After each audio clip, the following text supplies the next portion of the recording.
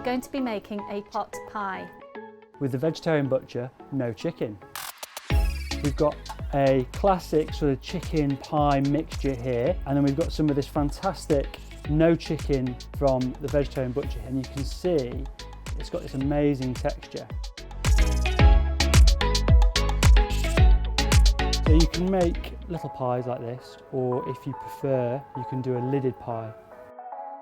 So we're just going to load up our pies now.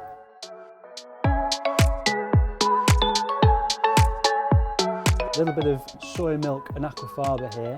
The aquafaba acts very similarly to egg white. So 20 minutes in the oven, about 180 degrees, and we'll be good to go.